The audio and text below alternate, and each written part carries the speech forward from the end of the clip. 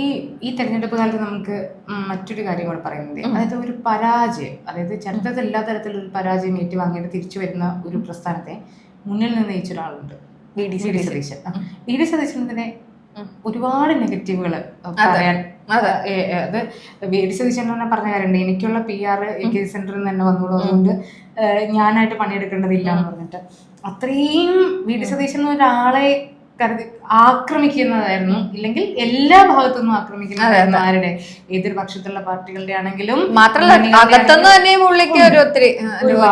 അപ്പൊ അതുണ്ട്. അങ്ങനെ പലതരത്തിലുള്ള പ്രശ്നങ്ങളിൽ പെട്ട് നിൽക്കുമ്പോഴും ഒരു സെക്കൻഡിൽ പോലും അതിൽ നിന്നൊക്കെ ഇങ്ങനെ ചാടി കയറി വന്ന് ഒരു സംവിധാനത്തെ ഇങ്ങനെ മുകളിലേക്ക് ഒരു വലിയൊരു പവറായി ഇതിനെ ഒരു LDF സർക്കാരിനെ നേരിടാൻ പറ്റുന്ന ഒരു ശക്തിയിലേക്ക് തിരിച്ചു കൊണ്ടുവരാൻ എല്ലാവരും ചെതറിപ്പോകുമ്പോഴും ചെതറിപ്പോകാതെ പുള്ളി അതിനെ മാക്സിമം പിടിച്ചെടുത്തിട്ടുണ്ട്. അല്ലെങ്കിൽ കോൺഗ്രസ് പാർട്ടി എന്ന് പറയുന്ന ഒരു പാർട്ടി 2021 ഇലക്ഷൻ കഴിയുന്നതോടുകൂടി ഒരു പക്ഷെ മൊത്തത്തിൽ പല വഴിക്കായി പോയത്. ഒരുപക്ഷെ അങ്ങനെ സാധ്യത ദുർബലമായി നിൽക്കുന്ന പാർട്ടി, ആർക്കും ഒരു ആത്മവിശ്വാസമില്ല, അങ്ങനെ നിൽക്കുന്നില്ല. അതായത് പ്രവർത്തകരിലും ഇല്ല, സ്ഥാനാർത്ഥികളായിട്ടൊന്നും ഇല്ല, മുതിർന്ന നേതാക്കന്മാരിൽ പോലും ആത്മവിശ്വാസം ഇല്ലാത്ത ഒരു പാർട്ടിയെ വേറൊരു തരത്തിലേക്ക് കൊണ്ടുവരുന്നത് ശരിക്കും വി ഡി സതീശൻ എന്നുള്ള ഒറ്റ ആളുടെ പുള്ളി ഏറ്റെടുക്കുന്നത് എപ്പോഴാണെന്ന് ആലോചിക്കണം. കാരണം തകർന്നു നിൽക്കുന്ന ഒരു സംവിധാനത്തെ ഏറ്റെടുക്കുന്നത്, ജയിച്ചു നിൽക്കുന്ന ഒരു സംവിധാനത്തെ ഏറ്റെടുക്കുക എന്നുള്ളത് വളരെ ഈസി ആയിട്ടുള്ള കാര്യമാണ്, അത് കണ്ടിന്യൂ ചെയ്താൽ മതി.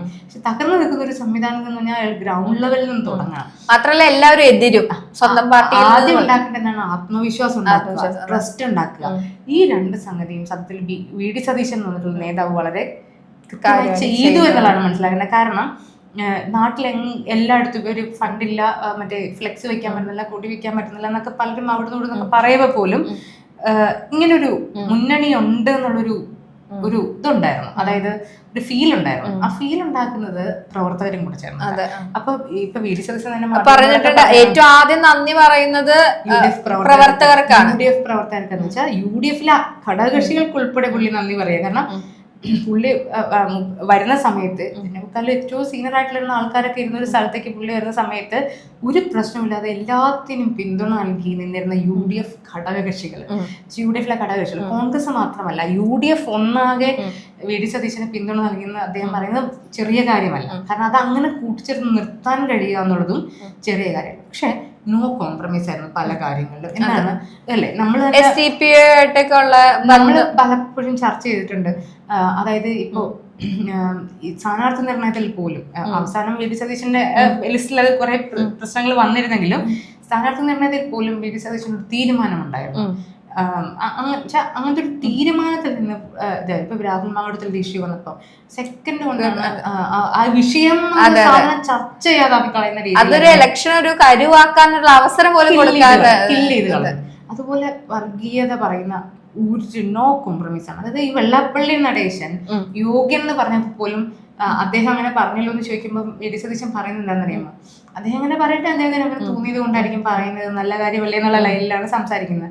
പക്ഷെ അപ്പോഴും മുമ്പ് പറയുന്നത് ഞാൻ എന്താ പറഞ്ഞത്, വർഗീയത പറയരുത് പറഞ്ഞിട്ടുള്ളൂ, അതിനകത്ത് നോ കോംപ്രമൈസ് ആണ്. STPയുടെ വോട്ട് വേണ്ടെന്നൊക്കെ പറഞ്ഞതിന് ഭയങ്കര കേരളത്തിൽ വിഭാഗീയത ഉണ്ടാക്കുന്ന ഒരു പ്രവർത്തിക്കും ഞാൻ അങ്ങനെ വർഗീയത പറയുന്ന കൂടെ നിൽക്കില്ല എന്ന് പറഞ്ഞിട്ടുള്ള ഒരാള്. അവസാനം പറയുന്നത് 5 വർഷം ഓടിയതിന്റെ ഞാൻ ഉറങ്ങട്ടെ എന്നാണ്. അത് ക്ഷീണ ശരീരത്തിലും ഒക്കെ. പക്ഷെ ഞാൻ പറയുന്നത് ഇപ്പൊ ഇലക്ഷൻ കഴിയുമ്പോൾ എല്ലാവരും ക്ഷീണത്തിലാവും. പക്ഷെ അയാള് വർക്ക് ചെയ്ത മാതിരി ഒരു പക്ഷേ കേരള രാഷ്ട്രീയത്തിൽ അടുത്ത കാലത്ത് വേറെ ആരും വർക്ക് ചെയ്തിട്ടുണ്ടാവും. അതും കോൺഗ്രസ് പ്രവർത്തകരിൽ പോലും അങ്ങനത്തെ ഒരു റൂട്ട് ലെവൽ പരിപാടി തന്നെ പുള്ളി പിടിച്ചിട്ടുണ്ട്. അത് ഈ ABC എന്നതിന്റെ മണ്ഡലങ്ങളെ തിരിച്ചിട്ടുള്ള പ്രവർത്തനം, അത് വി ഡി സതീശൻ പലപ്പോഴും പറഞ്ഞതാണ്. A ക്ലാസ് മണ്ഡലങ്ങളെ ജയസാധ്യതയിൽ തന്നെ നിർത്തുക, B ക്ലാസ് മണ്ഡലങ്ങൾ സാധ്യതയുള്ള മണ്ഡലങ്ങളെ B ക്ലാസ് മണ്ഡലങ്ങളെ A ക്ലാസ് മണ്ഡലങ്ങളുടെ നിലവാരത്തിലേക്ക് മാറ്റുക, ആ ഒരു സ്റ്റേജിലേക്ക് മാറ്റുക. C ക്ലാസ് മണ്ഡലങ്ങൾ, അതായത് സാധ്യത കുറഞ്ഞ മണ്ഡലങ്ങളെ സാധ്യതയുള്ള മണ്ഡലങ്ങളാക്കി B ക്ലാസ്സിലേക്ക് ഉയർത്തുക. അങ്ങനത്തെ ഒരു പണിയായിരുന്നു ഈ 5 വർഷം ചെയ്തുകൊണ്ടിരുന്നത്. പക്ഷെ ഇത് എവിടെയാണ് ഇതിന്റെ ഗുണം കാണുന്നത്? ഇപ്പൊ നിയമസഭാ തെരഞ്ഞെടുപ്പ് ഫലം എന്താകുമെന്ന് നമുക്ക് ഒന്നും പറയാൻ പറ്റില്ല. വി ഡി സതീശൻ പറഞ്ഞ 100+ ഒക്കെ ഉണ്ടാവുമോ ഇല്ലെന്നൊന്നും പറയാൻ പറ്റില്ലെങ്കിലും അതിനുശേഷം നടന്ന ഉപതെരഞ്ഞെടുപ്പുകൾ, തദ്ദേശ തെരഞ്ഞെടുപ്പ്, അതിന് പിന്നെ ലോക്സഭാ തെരഞ്ഞെടുപ്പ്, ഇതിനകത്തൊക്കെ ഉണ്ടായ ഫലം എന്ന് പറയുന്നത് ചെറിയൊരു റിസൾട്ട് അല്ല. ഒരു സംഘടന എന്നുള്ള നിലയിൽ കോൺഗ്രസ് ശക്തിപ്പെട്ടതിന്റെ, കേരളത്തിലെ UDF ശക്തിപ്പെട്ടതിന്റെ ഒരു വലിയ സൂചന തന്നെയായിരുന്നു ആ തെരഞ്ഞെടുപ്പുകളെല്ലാം. പല ഉപതെരഞ്ഞെടുപ്പ് ഫലങ്ങളാണ് പലതും. വെച്ചാൽ എല്ലാം സത്യത്തിൽ കോൺഗ്രസിന് അത്ര ഈസി ആയിരുന്നില്ല. ഒരുപക്ഷെ ഉമ്മൻചാണ്ടി മരിച്ചതിന് ശേഷം നടന്ന ഉപതെരഞ്ഞെടുപ്പ് മാത്രമായിരിക്കും കുറച്ച് വെല്ലുവിളി ഇല്ലാതെ ഒരുപക്ഷെ നേരിട്ടിട്ടുണ്ടാവുക. പക്ഷെ ബാക്കി എല്ലാ ഉപതെരഞ്ഞെടുപ്പുകളും ഉൾപ്പെടെ വലിയ വെല്ലുവിളി തന്നെയായിരുന്നു. പിണറായി സർക്കാരിന് സെഞ്ചുറി അടിക്കാം എന്ന് വരെ പറഞ്ഞ ഉപതെരഞ്ഞെടുപ്പുകൾ വരെ ഉണ്ട്. പക്ഷെ അതിൽ പോലും ആ സമയം മുതൽ ഉണ്ടാക്കി വന്നിട്ടുള്ള ഒരു പ്ലാനിങ് ആണ്, ആ ഒരു സ്ട്രക്ചർ, ആ സ്ട്രക്ചർ ഇതേപടി കണ്ടിന്യൂ ചെയ്ത് പോകാനും തമ്മിൽ തല്ലി ചാവുന്ന കോൺഗ്രസിനാണ് ഇതിനു മുമ്പ് കണ്ടിട്ടുള്ളത്. അതായത് ഇപ്പോഴൊന്നും കാണുന്ന ഗ്രൂപ്പുകളൊന്നും അല്ല, അതിനേക്കാളും വലിയ തോതിൽ അതിന്റെ ഒരു തീവ്രത കത്തുന്ന സമയത്തുണ്ട്. പക്ഷെ ഇപ്പൊ നോക്കൂ, ഇപ്പൊ എന്താ, ഗ്രൂപ്പുകളുണ്ട്, ഗ്രൂപ്പുകൾ തമ്മിൽ തല്ലുണ്ട്, ഗ്രൂപ്പുകൾക്കുള്ളിൽ തന്നെ ആൾക്കാർ തമ്മിൽ, കോൺഗ്രസ് അങ്ങനെയാണ്, കോൺഗ്രസിലെ വ്യക്തികൾ തമ്മിൽ വയ്ക്കും, വലിക്കും. ഇതൊക്കെ തന്നെ ഒരു സ്ഥിരം ഏർപ്പാടാണ്. നമ്മൾ കണ്ടും ശീലമായി അത് അവരുടെ ഒരു, അവരും പറയുന്നുണ്ട് ഞങ്ങളുടെ ജനാധിപത്യം അങ്ങനെയാണെന്ന് പറയുന്നത്, നമുക്ക് അതിന് വില കൊടുക്കാം. അപ്പോ പക്ഷെ സ്റ്റിൽ വി ഡി സതീശൻ വന്നതിന് ശേഷം ഈ സംഘടനയിൽ ഉണ്ടായിരിക്കുന്ന മാറ്റങ്ങൾ ശ്രദ്ധിച്ചാലേ കുറെ കൂടെ ഒരു ഐക്യം വന്നു. എന്നുവെച്ചാൽ പല പ്രശ്നങ്ങളിലും ഇവർ തമ്മിൽ വിയോജിക്കും, അപ്പൊ പോലും ഒരു ഐക്യം വന്നിട്ടുണ്ട്. അപ്പൊ ആൾക്കാരെ കൂട്ടിച്ചേർത്ത് നിർത്താനും ഇതൊരു സംഘടനയായിട്ട് മുന്നോട്ട് കൊണ്ടുപോകാനും, ഇപ്പൊ കേഡർ സ്വഭാവമുള്ള ഒരു പാർട്ടിയൊന്നും അല്ലല്ലോ കോൺഗ്രസ് എന്ന് പറയുന്നത്. CPM പോലെയോ ഇല്ലെങ്കിൽ ഈവൻ BJPയുടെയോ അങ്ങനെ ഒന്നും ഒരു സംവിധാനമുള്ള ഒരു പാർട്ടി അല്ലേ. അപ്പൊ സ്വാഭാവികമായിട്ടും അതിൻ്റെതായിട്ടുള്ള പല പ്രശ്നങ്ങളും അതിനകത്ത് വരും. അപ്പൊ പോലും അപ്പോഴാണ് കുറെ ആൾക്കാർ ഒന്നിച്ച് നിർത്തുക എന്നുള്ളത് ഏറ്റവും വലിയ ടാസ്ക് ആവുന്നത്. സ്ഥാനാർത്ഥി നിർണയത്തിൽ പോലും അങ്ങനെയുള്ള കാര്യങ്ങൾ തീരുമാനിക്കുകയും ശക്തമായിട്ടുള്ള ഇടപെടലുകൾ നടത്തുകയും മറ്റുള്ളവർക്ക് താല്പര്യം ഉണ്ടാവാത്ത ഇടപെടലുകൾ നടത്തുകയൊക്കെ ചെയ്യുന്നത് ചിലപ്പോൾ അതിനകത്ത് ചോദ്യം ചെയ്യപ്പെട്ടിട്ടുണ്ടാവാം. എന്ന് മാത്രമല്ല, അത് ശ്രദ്ധിച്ചിട്ടുണ്ടോ, രാഷ്ട്രീയം നമ്മളൊക്കെ ട്രോൾ ചെയ്തിട്ടുണ്ട് പലപ്പോഴും, നമ്മളൊക്കെ പറഞ്ഞിട്ടുണ്ട് വനവാസത്തിന് പോകും. ഇപ്പോഴും പറയുന്നുണ്ട് മറ്റേ കാട്ടില് ഫോറസ്റ്റുകാരെ എൻട്രി കൊടുക്കുമെന്നൊക്കെ ചോദിച്ചു, ഫോറസ്റ്റുകാരെ എൻട്രി കൊടുക്കാതെ അതിക്രമിച്ച് കയറിയതിന് കേസ് എടുക്കുമെന്നൊക്കെ. അപ്പൊ അങ്ങനെയൊക്കെ പറയുമ്പോ പോലും വി ഡി സതീശൻ എന്ന് പറഞ്ഞൊരു വ്യക്തി അത് അങ്ങനെ പറയാൻ ആരാ ധൈര്യം കാണിച്ചിട്ടുള്ളത്? ഞാൻ പറഞ്ഞത് ഇത് അദ്ദേഹം ചെയ്യുമോ ചെയ്യില്ലേ എന്നുള്ളതൊന്നുമല്ല. പക്ഷെ ഞാൻ പരാജയപ്പെട്ടാൽ അതിന്റെ ഉത്തരവാദിത്തം മുഴുവൻ എനിക്ക്, ഞാൻ ജയിച്ചാൽ അത് എല്ലാവരുടെയും ജയമാണ്, ഞാൻ തോറ്റാൽ അത് എന്റെ മാത്രം ഉത്തരവാദിത്തം. ആ ഉത്തരവാദിത്തം ഏറ്റെടുത്ത് ഞാൻ രാഷ്ട്രീയത്തിൽ നിന്ന് വനവാസത്തിന് പോകും. അത് വനത്തിക്കരുന്നുള്ളത് വെച്ച് കഴിഞ്ഞാൽ ഇന്നും വി ഡി സതീശൻ മാധ്യമങ്ങളോട് പറയുന്നത് ഞാൻ റിട്ടയർമെന്റ് എടുക്കും, ഞാൻ രാഷ്ട്രീയത്തിൽ നിന്ന് റിട്ടയർ ചെയ്ത് പോകും എന്ന് ഇന്നും ഉറപ്പിച്ച് പറയുന്നു.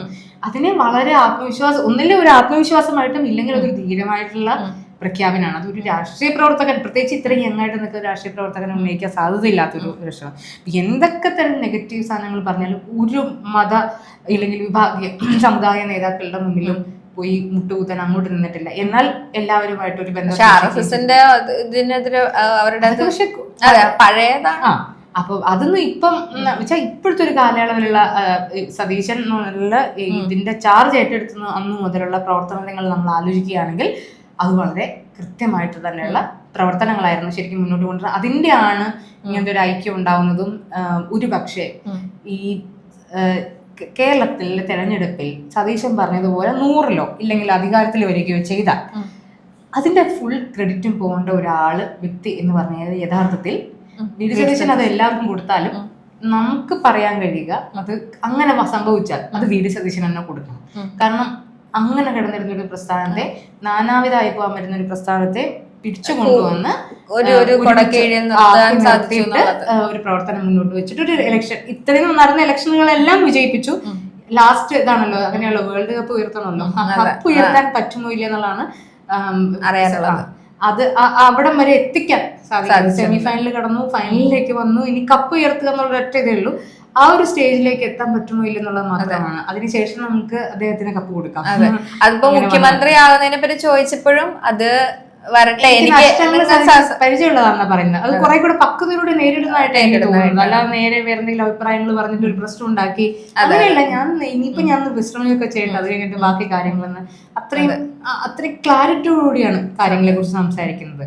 എനിക്ക് തോന്നുന്നത് നമ്മള് ഇപ്പോഴത്തെ ഒരു റീസെന്റ് ഹിസ്റ്ററിയിലും തെരഞ്ഞെടുപ്പ് സംഭവത്തിലൊക്കെ നോക്കുകയാണെങ്കിലും വി ഡി സതീശൻ എന്ന് പറഞ്ഞൊരു നേതാവിനെ നമുക്ക് ഉയർത്തി കാണിക്കാവുന്നതാണ്. ഒരു മന്ത്രി പോലും അല്ലാതിരുന്നിട്ടും ഈ ഒരു ഭാഗത്തേക്കൊക്കെ എത്തിപ്പെടുന്നുണ്ടെങ്കിൽ അതെ ഇപ്പൊ ക്ഷീണമൊക്കെ കഴിഞ്ഞ് കണ്ണു തുറക്കുമ്പോ പുള്ളി പ്രതീക്ഷിക്കുന്ന പോലെ ഒരു വി ഡി സതീശനെ കാണാൻ സാധിക്കട്ടെ എന്ന് ആഗ്രഹിക്കാം.